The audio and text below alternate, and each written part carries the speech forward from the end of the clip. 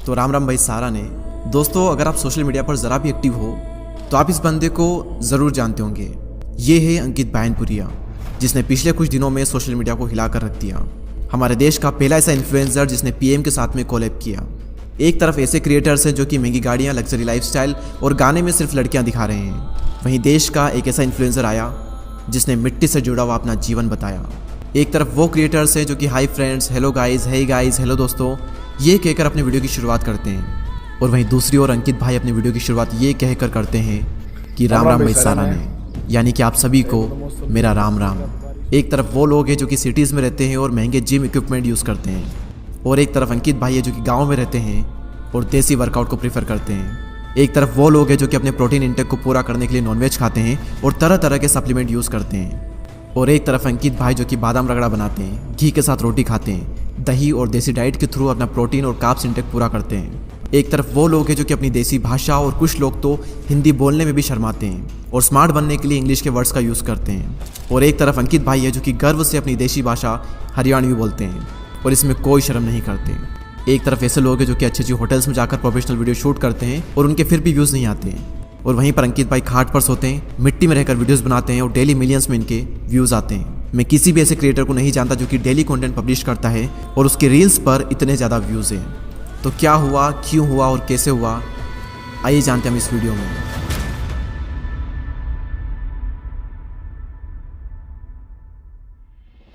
तो कहानी की शुरुआत होती है 31 अगस्त 1993 से, जब हरियाणा के सोनीपत जिले के बयानपुर गांव में अंकित भाई का जन्म हुआ।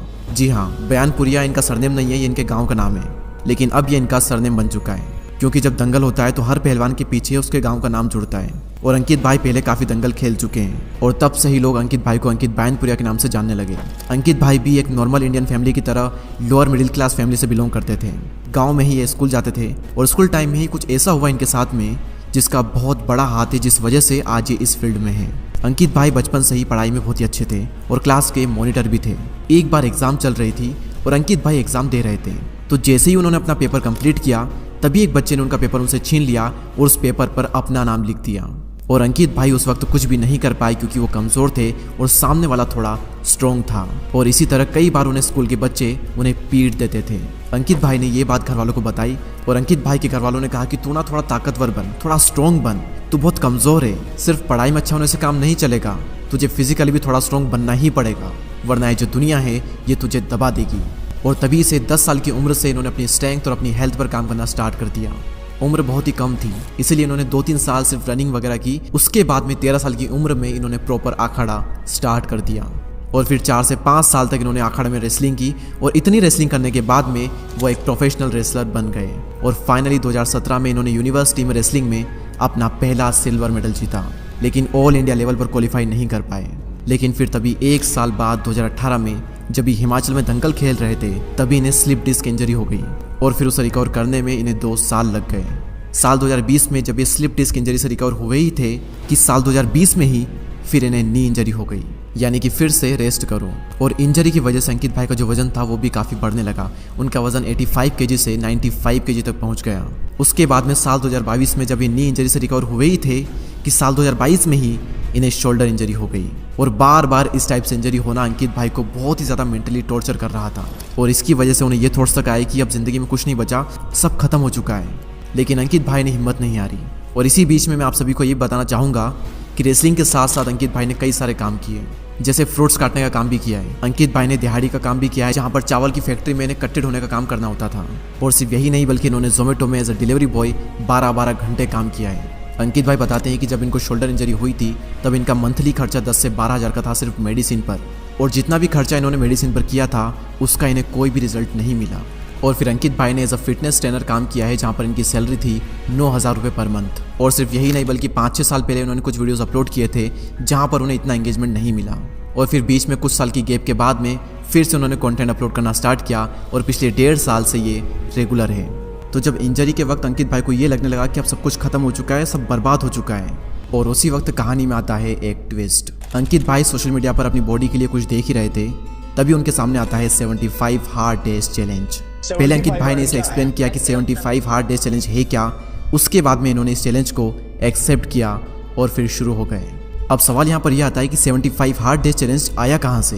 तो मैं आपको बता देता हूँ कि इसे सबसे पहले इंट्रोड्यूस किया था एंडी फ्रेज़ेला ने, जो कि एक सप्लीमेंट ब्रांड चलाते हैं। स्टार्टिंग में ये चैलेंज इतना पॉपुलर नहीं था, लेकिन बाद में कई सारे क्रिएटर्स ने इस चैलेंज को करना स्टार्ट कर दिया, जिसकी वजह से ये टाइम के साथ में काफ़ी पॉपुलर होने लगा। ये चैलेंज लोगों की लाइफ को ट्रांसफॉर्म करने के लिए बना है। 75 हार्ड डेज चैलेंज एक ऐसा चैलेंज है जिसमें 99% लोग फेल हो जाते हैं। इसमें आपको डेली 5 रूल्स को फॉलो करना होता है। अगर एक भी दिन एक भी रूल आपने मिस कर दिया तो आपको फिर से डे 1 से स्टार्ट करना पड़ेगा। इसका पहला रूल है आपको डेली आफ्टर वर्कआउट एक सेल्फी लेनी है, ताकि आप प्रोग्रेस को मेजर कर पाओ और लास्ट में आप ये देख पाओ कि आपके अंदर कितना इंप्रूवमेंट आया है। सेकेंड रूल, आपको डेली 4 लीटर पानी पीना है। तीसरा रूल, आपको डेली 45 मिनट के 2 वर्कआउट करने हैं, जिसमें से एक वर्कआउट आउटडोर होना चाहिए। आउटडोर में भले आप वॉक करने चले जाओ, लेकिन वो होना चाहिए आउटडोर। रूल नंबर 4, आपको एक स्पेसिफिक डाइट फॉलो करनी होगी जिसमें no alcohol and no junk food. And finally number 5, आपको डेली एक नॉन फिक्शनल बुक पढ़नी है। तारीख थी 28 जून 2023 जब अंकित भाई ने चैलेंज एक्सेप्ट किया और डेली वीडियोस डालना स्टार्ट कर दी। और फिर कुछ ही टाइम बाद इनकी जो वीडियोस थी वो बहुत ज़्यादा वायरल होने लगी। कई सारे सोशल मीडिया पेजेस ने इनके ऊपर मीम बनाना स्टार्ट कर दिए। कई सारे बड़े बड़े इन्फ्लुएंसर ने इनकी वॉइस को यूज़ करके वीडियो बनाए और देखते ही देखते इनकी ग्रोथ इतनी तेज हो गई जो कि किसी ने भी सपने में भी नहीं सोची होगी। जब अंकित भाई ने चैलेंज को स्टार्ट किया था तब इनके इंस्टाग्राम पर फॉलोअर थे 2 लाख और आज इनके फॉलोअर है 6 मिलियन, यानी कि 60 लाख। और यूट्यूब पर आज इनके 2 मिलियन सब्सक्राइबर्स कंप्लीट हो चुके हैं। पहले तो मैं अंकित भाई को पूरे देश की ओर से बधाई देता हूँ। उसके बाद में यहाँ पर सबसे बड़ा सवाल ये आता है कि 75 हार्ड डेज चैलेंज कई इन्फ्लुएंसर ने कंप्लीट किया है, लेकिन अंकित भाई में ऐसा क्या था जो कि लोगों को ये इतने पसंद आ गए और इनकी इतनी ज़्यादा ग्रोथ हो चुकी है सिर्फ इतने कम टाइम में। आखिर अंकित भाई ने ऐसा क्या खास किया? सबसे पहली चीज़, इन्होंने दिखावा बिल्कुल भी नहीं किया। इन्होंने ये नहीं सोचा कि लोग क्या सोचेंगे। इन्होंने ये नहीं सोचा कि थोड़े प्रोफेशनल वीडियो बनाते हैं ताकि लोगों को अच्छा लगे। अंकित भाई जैसे थे वैसे अपने आप को दिखाया, जो था वो दिखाया और यही चीज़ लोगों को बहुत ज़्यादा पसंद आई और लोग इम्प्रेस हो गए। वरना जिम वर्कआउट की वीडियोस तो हज़ारों क्रिएटर बना ही रहे हैं और इंस्टाग्राम और यूट्यूब पर भरे पड़े हैं ऐसे वीडियोस, लेकिन ये चीज़ हम सभी के लिए एक नई चीज़ थी। और जो भी क्रिएटर दिखावा करता है ना, वो साफ दिख जाता है। अंदर से एक फील आ ही जाती है कि यार ये ना दिखावा कर रहा है। लेकिन अंकित भाई के केस में सब कुछ पता चलता है कि ये जो बता रहे हैं ये सब कुछ एकदम रियल है। हर इंसान के अंदर से एक फील आती है कि यार ये जो बंदा है ना, ये सच्चा बंदा है, ये जो बोलता है वो करता है और वो दिख रहा है। इसीलिए अंकित भाई को कई सारे लोग कहते हैं अ मैन विथ 0 हेटर्स। दूसरी चीज़ जो कि अंकित भाई को बाकियों से अलग बनाती वो थी मॉडर्निटी को रिजेक्ट करके अंकित भाई ने देसी डाइट और देसी वर्कआउट को चूज़ किया। He is pure vegetarian. Haryanvi accent में बोलना लोगों को बहुत पसंद आया।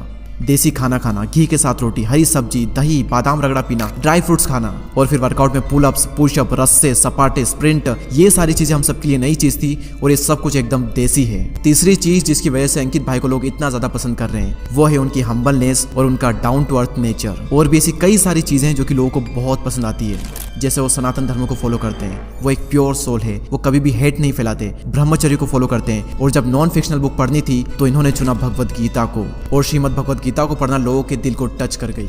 ये है एक रियल इन्फ्लुएंसर जो कि लोगों को जिंदगी जीना सिखा रहा है। Maggi, pizza, burger, cold drink, hotel का खाना, ये सारी चीजें अवॉइड करके घर का बना हुआ देसी खाना, दही, घी, रोटी, ये सब खाने के लिए इंस्पायर कर रहा है। घर में पड़े पड़े नेटफ्लिक्स, प्राइम वीडियोस पर मूवीज, वेब सीरीज ना देख करके वर्कआउट करके अपनी बॉडी को सही करना, स्ट्रॉन्ग बनाने के लिए ये लोगों को इंस्पायर कर रहा है।